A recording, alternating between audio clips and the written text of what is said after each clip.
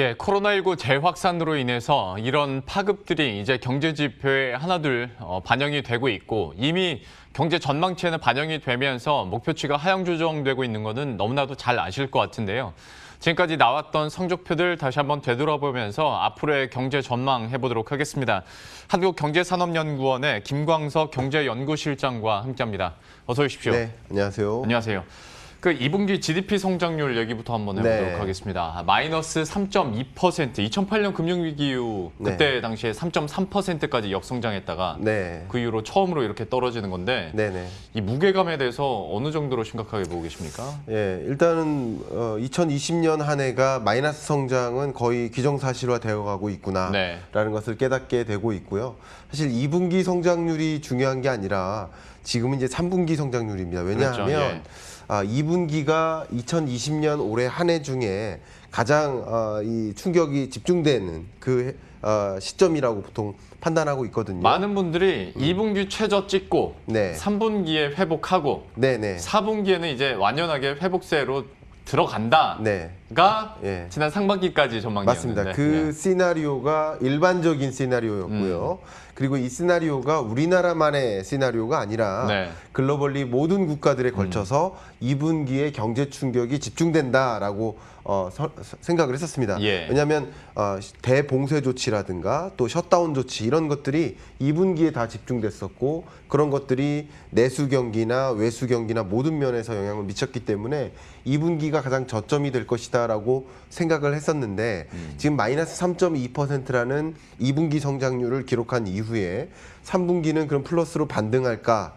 라고 이제 고려하던 그런 시점에 지금 아직 뭐 충분히 해결된 건 아니지만 이 2차 대유행에 대한 그 우려감이 다시 시작되면서 뭐 3단계 격상까지는 아니지만 2.5단계 수준의 이런 조치를 취하고 있고 그러면서 이제 내수 경기 특히 소비 부분의 회복세가 좀 더뎌지는 그러니까 V자 반등을 생각했는데 이 V자 꺾이는 그 정도가 이렇게 기우는 느낌 갈치자로 그런 횡보가 보이기 때문에 2분기 성장률의 의미도 중요하지만 3분기 그러면 어떻게 될까라는 의문과 함께 올해 한 해의 경제 충격은 얼마나 될까 마이너스 1.3%가 과연 가능할까 하는 의문이 계속 드는 그런 상황이라고 볼 수 있죠. 아무래도 2차 대확산이 있다 보니까 3분기 얼마나 선방을 해낼 수 있을지가 좀 관건이지 않을까 싶은데요.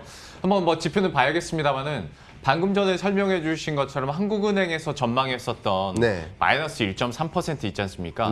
사실 이것도 굉장히 많이 하향 조정한 건데 우려되는 건 만약에 3분기에 이런 재확산으로 인해서 방어를 제대로 하지 못한다면 이거보다 더 떨어질 가능성도 있다고 보십니까? 네, 이 숫자에 대한 의미를 좀 생각해 보면 어쨌든 마이너스 1.3%라는 한국 경제 성장률 전망치는 지금으로서 전제할 수 있는 최선의 조건을 가정한 겁니다.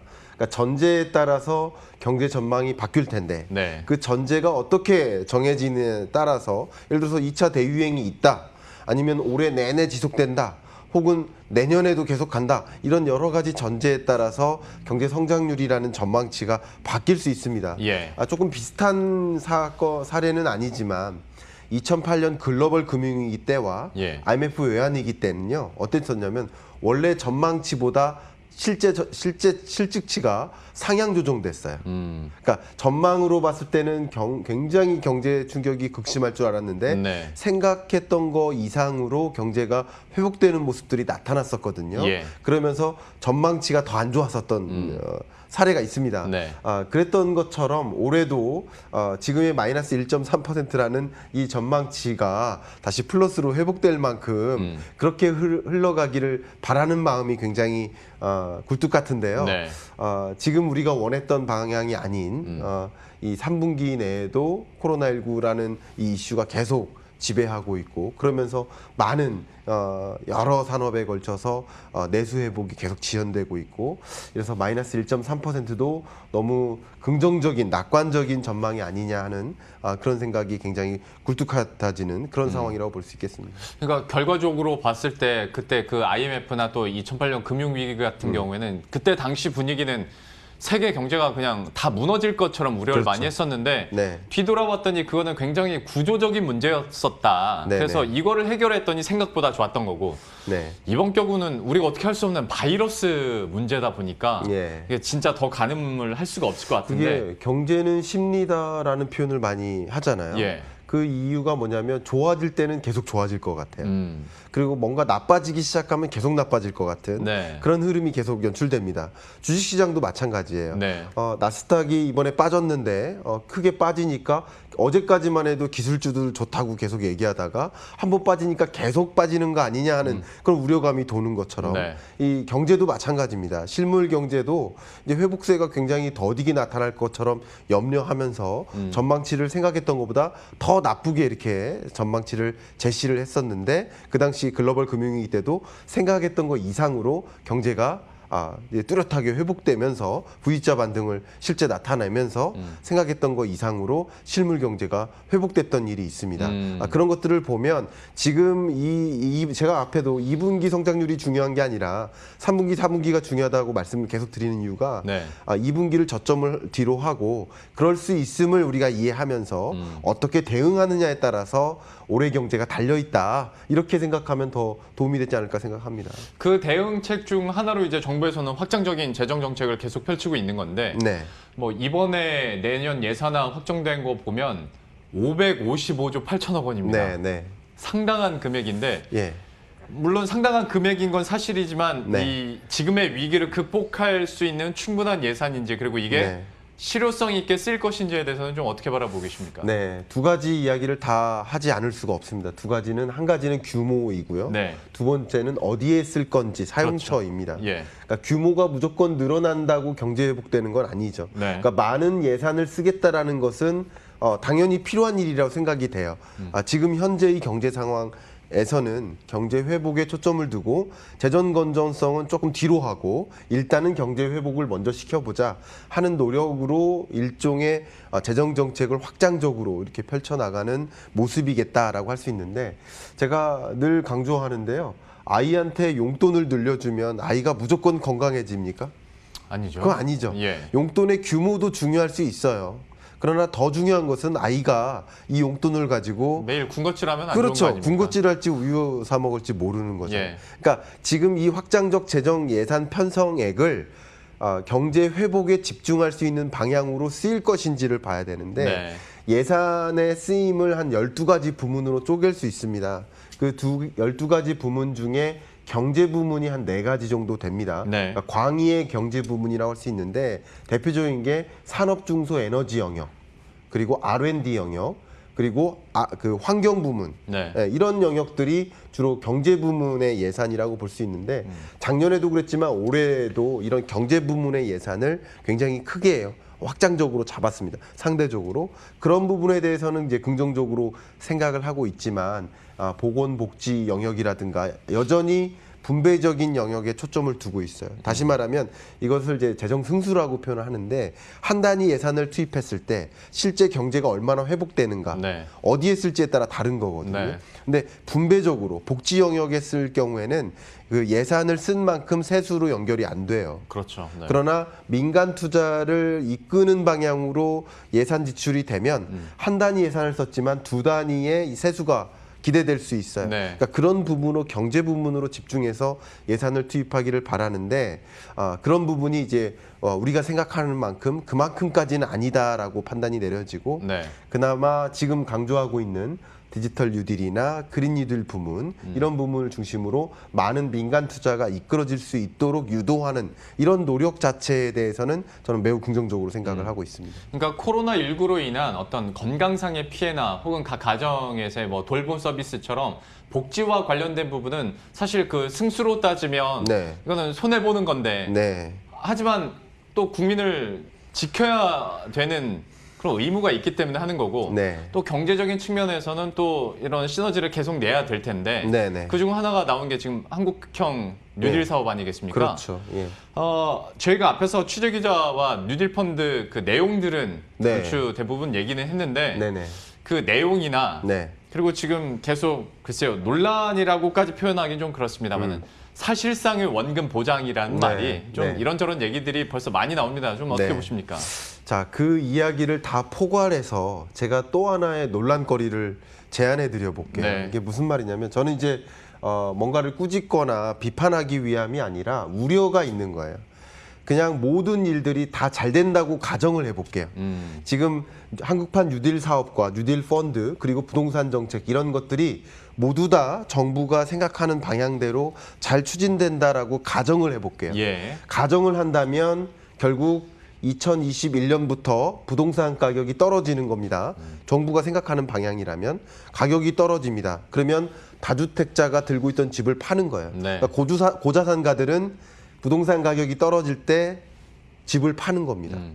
그러니까 재산에 손실이 없는 거예요. 그러면 자산을 정리해서 나머지 주택들을 판 자금을 가지고 어디에 투자할까요? 지금 주식시장에 한국판 뉴딜 사업에 뉴딜 펀드에 투자라는 의도잖아요. 네. 그러면 이것은 원금이 보장되는 수준 이상으로 네. 안정적으로 수익을 보장해요. 그럼 한번 생각해 볼게요. 이게 정부가 원하는 방향의 그림인데 네. 이 그림대로 다 간다라고 가정했을 때 어떤 문제가 발생되냐면 고자산가들은 계속 돈을 버는 거예요. 네. 근데 저자산가 혹은 저소득계층은 이제부터 집을 마련하는 거예요. 내 집 마련에 성공하는 거예요. 근데 그 집 가격이 계속 떨어져요. 그럼 이게 정말 정부가 원하는 것이냐 하는 그 그림. 이게 가장 걱정되는 거예요. 집 가격이 떨어지는 것을 바람직하게 생각했는데 저소득계층은 이제부터 집을 갖고 집 가격이 떨어지는 거고 네. 전 재산이 떨어지는 거예요. 예. 근데 고자산가들은 집 가격이 떨어지는 그 시점에 유망한 산업으로 갈아타는 거. 이게 바람직한 자산관리 이 배분의 노력인 것인가 하는 이런 우려가 저는 굉장히 많이 들고요. 네. 이런 우려가 2020년 하반기, 2021년 내내 계속 논란거리가 될 거라고 저는 생각을 합니다. 네. 이게 다시 말하면 고자산가들이 뉴딜 펀드에 투자를 해서 안정적인 수익을 가져가도 또 문제가 될 수 있고 안정적인 투자가 안 돼서 만약에 마이너스 펀드 수익률을 달성해서 세금으로 그걸 메꾸는 과정이 연출되더라도 또 다른 문제가 될 수 그렇죠. 있고 네. 이런 여러 가지 우려감들이 굉장히 조성되고 있기 때문에 지금 시작 단계이지 않습니까? 예. 이 시작 단계부터 그 방향성을 제대로 정립하고 그런 우려감 자체를 최소화해 가면서 안정적인 이런 사업들을 영위해 나가야 되지 않을까. 우리나라가 향후 추구해야 할 먹거리 산업, 유망 산업, 신성장 동력 산업 이런 산업에 많은 투자 자금이 모이게 해서 말 그대로 우리 한국 경제도 좋은 부가가치를 창출하고 많은 국민들도 좋은 소득을 누리는 것, 그 좋은 방향이라고 생각합니다. 네. 그러나 이런 과정에서 지금까지 생각하지 못했던 이런 우려들 이런 것들도 함께 불식해 나가야 하는 것이 정부의 당면한 과제가 아닌가 그런 생각을 하고요. 지금도 그렇지만 지난번에도 계속 말씀드렸지만 왜 정부의 부동산 정책의 목적이 왜 가격이어야 되는 것이냐.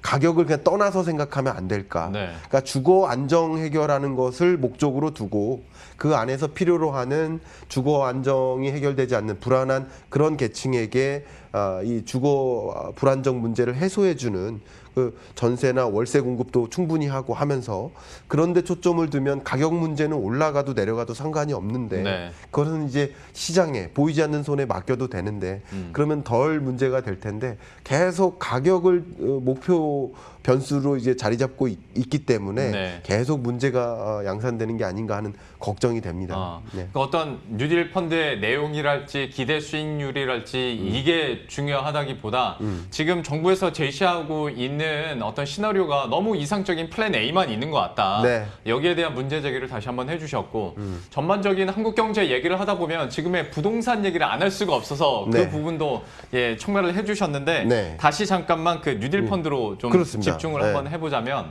그러니까 아무리 35% 내에서는 정부 재정으로 그러니까 후순위로 발행을 해서 네. 자기들이 감내하겠다라고는 하나 네. 앞에서 제가 기자와도 똑같은 질문을 했는데 네.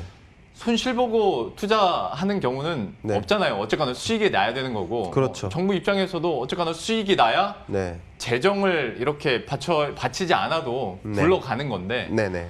이 수익성 확보, 수익률 제고에 대해서는 좀 어떻게 좀 전망하시는지 굉장히 걱정이 궁금하네요. 됩니다. 네. 자, 예를 들어 보겠습니다. 실제 이 사업과 관련해서 제가 참여한 부분이 있어서 네. 예를 들어 보면 기업에서 태양광 패널을 도입합니다. 예. 그러니까 대표적으로는 지방에 이렇게 1층짜리 단층짜리 공장 있잖아요. 네. 굉장히 넓죠. 그럼 지붕이 넓잖아요. 네. 그 지붕에 태양광 패널을 까는 거예요.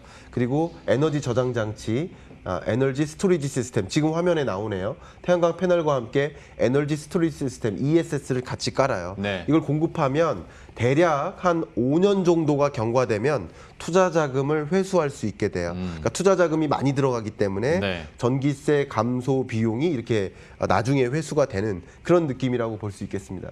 그러니까 수익성을 실현하는데 일반 기업이 태양광 패널과 이런 신재생 에너지를 도입하는 그런 과정에서 이 수익성을 단기간 안에 창출하기가 어렵다는 걸 말씀드려요. 네. 또 그 밖에 그린 뉴딜 펀드 그리고 한국편 뉴딜 펀드 안에 들어가는 여러 중점이 되는 사업이 수소차, 전기차, 네. 그리고 수소 충전 인프라, 전기 충전 인프라 이런 것들입니다. 네. 이런 것들도 역시 미래로 갈 만한 중요한 산업 영역인 거 맞습니다만 당장 내년에 수소차로 전환이 몇 % 되고 당장 내후년에 5년 안에 전기차로 전환이 되고 수소 충전소 인프라가 보급된 만큼 그 많은 투자 비용 대비 수익이 바로 실현되는 일이 아니라는 거죠. 예. 지금 이런 모든 인프라 산업들이 유망한 산업이고 우리가 가야 할 방향성인 거 맞지만 그게 1년, 2년, 3년 내에 수익을 볼 수 있을 만큼 그렇게 뚜렷한 바로 수익이 창출되는 그런 산업이 아니라는 거죠. 네. 스마트폰 지금 제조해서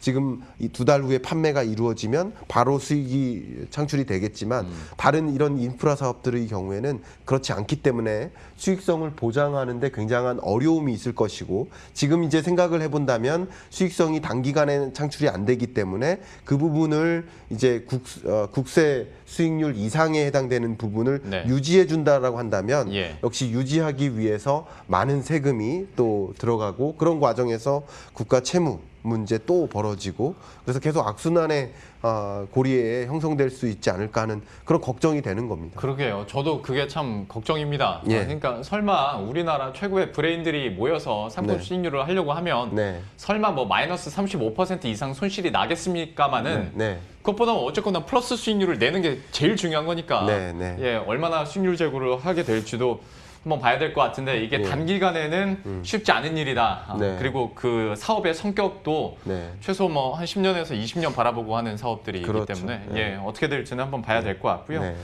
조금 다른 얘기 어떤 고용 지표와 관련해서도 얘기해 보도록 하겠습니다. 네.